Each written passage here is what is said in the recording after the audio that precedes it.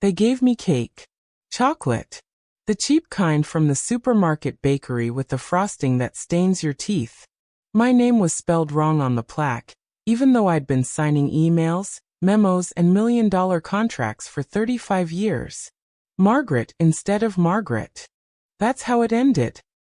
After a career that spanned 5 CEOs, for economic recessions, and one office fire that I personally organized the evacuation for, I was handed a cake, a gold-plated pen, and a forced early retirement under the guise of restructuring. If betrayal disguised as gratitude makes your blood boil, like, subscribe, and share this story, because what comes next isn't just revenge. It's re-education. And the man behind it? The one shaking my hand with the same palms I once held steady through his first client pitch?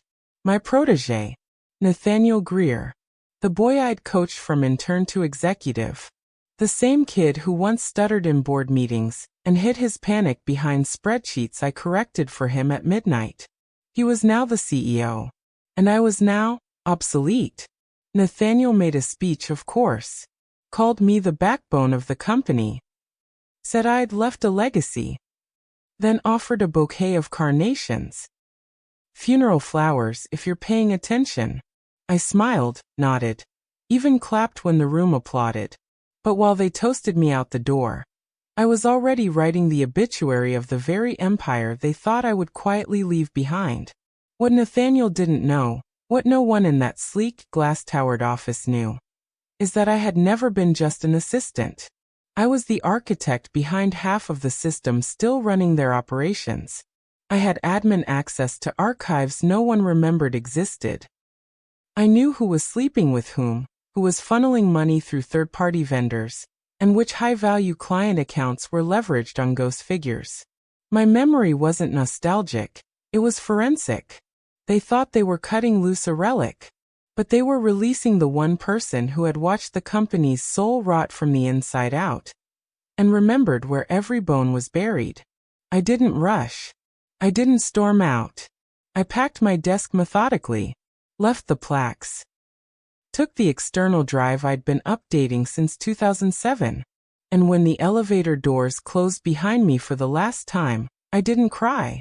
I pulled out a notebook. It had names, dates, passwords, loopholes, and a single phrase written on the first page. Let the lessons begin. He may wear the title now, but the kingdom he sits on was built with my hands. And before this is over, he'll wish he'd sent me off with silence instead of celebration. Revenge doesn't begin with fury, it begins with focus. I didn't torch the place on my way out. I didn't go screaming to HR or rant on social media. No. I went quiet. Too quiet. The kind of quiet that unnerves the arrogant. Nathaniel believed the absence of noise meant acceptance. He believed the woman who once tracked the company's pulse by scent and sound would just disappear into gardening clubs and bridge games. He underestimated the mind that trained his. I started with the archive server. The external drive I took wasn't just backup. It was insurance. I'd spent over a decade quietly compiling internal memos, audit trails, and red flag transactions the finance team never followed up on. I never reported them, not because I was complicit, but because I was strategic. Every time a senior exec bypassed procedure or wrote off bonuses as consulting, I saved a copy. Not to extort, but to observe. That's what assistants do. We see everything. And some of us remember it better than spreadsheets ever could. The first domino was small. I sent an anonymous tip to the company's largest investor, a family office in New York with a reputation for pulling out at the first whiff of instability. I knew what they'd respond to: numbers. I attached 3 years' worth of irregular vendor payouts tied to a shell company managed by Nathaniel's college roommate. It was laundered just well enough to confuse an average auditor, but not someone with institutional memory. Someone like me. Within 2 weeks, the family office suspended new capital. Nathaniel called it a market recalibration during a company-wide meeting. What he didn't say was that a quarter of their projected budget just vanished overnight. I watched the live stream of his announcement. His voice cracked ever so slightly when someone asked about the vendor freeze. He was sweating. Not enough for the interns to notice. But I did. I taught him how to hide panic. And I could see when it returned. The second domino came quietly through an SEC whisper I leaked. I tipped a compliance firm I knew from my network, men and women I'd booked flights and conference rooms for back when they were nobodies. Now they ran their own regulatory arms. I didn't ask for favors. I just gave them something interesting. Enough to launch a routine investigation into a series of international consulting contracts signed under Nathaniel's leadership. They froze the accounts. Quietly. Temporarily. The board didn't panic. Not yet. But I knew the signs of tension. And tension makes men like Nathaniel stupid. I wasn't trying to ruin him. Not yet. I was peeling the paint from the palace wall to show everyone that the foundation wasn't stone. It was wrought. You see, when someone builds a legacy on borrowed power, they forget who held the ladder. And when that ladder gets kicked out from beneath them, they fall. Not into failure, but into the arms of the one they thought they'd left behind. Every company has two sets of books. The ones they show the board, and the ones they whisper about over cocktails, hidden behind phrases like non-disclosed liabilities or strategic partnerships. Nathaniel, poor boy, inherited both, but only understood one. The polished surface. He didn't know the stories buried in footnotes. The favors owed. The threats deferred. But I did. Because I helped write them. We called it the Black Ledger. Not officially, of course. But every executive knew it existed. A quiet, encrypted file of past decisions, debts, undisclosed settlements, and confidential dealings that, if exposed, would collapse more than just careers. It was never meant for daylight. It was an internal insurance policy, a guide to what couldn't be put in writing, but had to be remembered. I was the only one who had access for years. Harold Goodman, our third CEO, once said, "If Margaret ever turned on us, we'd be a headline before lunchtime."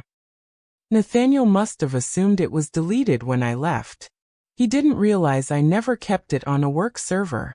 It was stored on a personal drive I named Symphony, and I opened it for the first time in 5 years like a conductor lifting her baton. There it was. Vendor kickbacks. Lawsuits settled in cash to avoid records. Confidential memos detailing data privacy violations that had been resolved, with untraceable donations. And Nathaniel's signature. More than once. On reports marked internal use only. Do not distribute. He wasn't a novice anymore. He had become exactly the kind of leader I once warned him never to become. Ambitious, sloppy, untouchable. So I touched him. I printed select entries from the ledger and mailed them anonymously to 2 major outlets. Not the mainstream press, too loud, too soon. Instead, I chose an independent corporate watchdog blog and a niche financial newsletter with high-level industry readers. Just enough to raise eyebrows. Just enough to let them know someone was watching. Nathaniel called an emergency meeting the next day. I knew because I had a former assistant still working inside who sent me the invite by accident. Or perhaps on purpose. The board was panicking now. The investor who pulled out earlier had started asking questions, and rumors about internal audits began circulating. The company's PR team launched a soft campaign about transparency and transformative leadership. I nearly laughed. What Nathaniel didn't know is that I hadn't yet released the worst of it. Because the Black Ledger wasn't just a record. It was a map. And the next mark on that map was something even I had forgotten about until I saw the timestamp. A buried document connecting Nathaniel's rise to a whistleblower's disappearance. One whose severance had been quietly approved by me. And that's when I realized this wasn't just a takedown anymore. This was a reckoning. For me, for them, for the silence I kept too long. And now, the silence was turning into thunder. There's a peculiar power in being underestimated. Nathaniel thought he'd inherited my silence, not realizing I'd been holding it all those years. Silence is not submission, it's surveillance. And now it was time to break it. The whistleblower. His name was Jason Wu. A junior analyst who uncovered a pattern of creative accounting buried in a multi-year vendor consolidation project. He brought it to me when I was still working. Nervous, sincere, scared. I remember the conversation in the break room. He said, "Should I report this to compliance or?" I told him I'd handle it. And I did. But not by blowing it up. I protected him, quietly arranged a payout, and transferred him to a partner firm overseas before Nathaniel, or the CFO, could bury him deeper. It was a tactical retreat, not betrayal. I knew I'd need that thread one day. And now the time had come. I reached out to Jason through a private connection. He remembered me, thanked me for saving his career. He'd kept his own records. Memos, emails, meeting notes.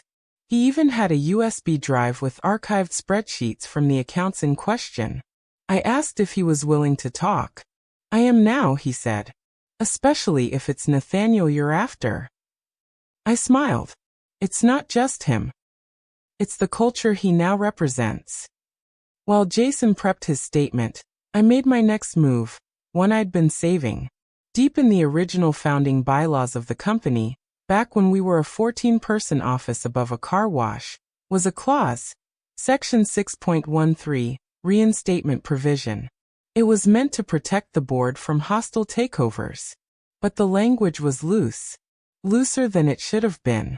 And it included a scenario in which a former officer or partner, meaning me, could invoke a motion of shareholder reinstatement if material fraud or executive misconduct threatened the company's charter.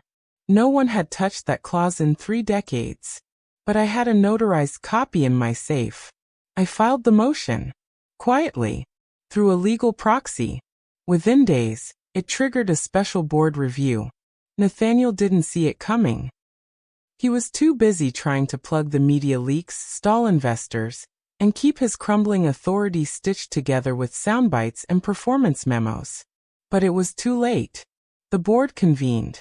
Jason testified via secure conference line. I sent documentation from the Black Ledger, anonymously, again, and sat back as the company devoured itself. Nathaniel was suspended pending internal review. The CFO resigned within 48 hours. The board reached out to me. Me, the woman they'd clapped off stage with a cake and carnations, asking if I'd return as a transitional consultant. And I said yes. Not because I needed a title, but because I wanted the keys. He handed me a pen, a plaque, and a forced goodbye. And now, they were handing me the company he tried to erase me from, on my terms. I didn't walk back into the office. I arrived. Same building. Same elevators. Same reception desk where I used to sign for packages and schedule boardroom coffee. But now my name was on the access badge. Not in cursive on a gift card, but bold official, coded into the system like it should have been from the beginning. They didn't dare hold a welcome party. No speeches. No banners. Just wary glances and awkward nods. Because everyone knew now, I wasn't just back. I wasn't what I used to be. And neither were they. Nathaniel was gone.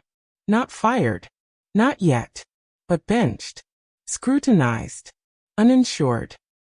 The board, desperate to stabilize the company, granted me transitional authority. A consultant role, officially. But I had clearance. Access. Signature power. And unlike Nathaniel, I had nothing to prove. Only balance to restore. I started at the roots. I dissolved every hush-hush vendor relationship established during Nathaniel's rise. Audited contracts. Froze discretionary budgets. Then I brought back 3 staffers he'd quietly laid off. People who had institutional knowledge and no reason to be loyal to him. I didn't demand allegiance. I earned it, quietly, by restoring the culture we'd lost. And then I did what no one expected. I made an offer to buy the company. Not as an individual. As a trust. A group of former employees and early investors. People like me who'd been squeezed out during the shift to image over integrity. People with money, memory, and motive.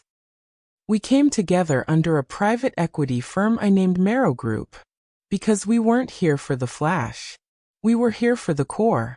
The board didn't reject the offer. They didn't have the strength to. By the end of the quarter, the sale was finalized. I wasn't just back in the building. I owned it.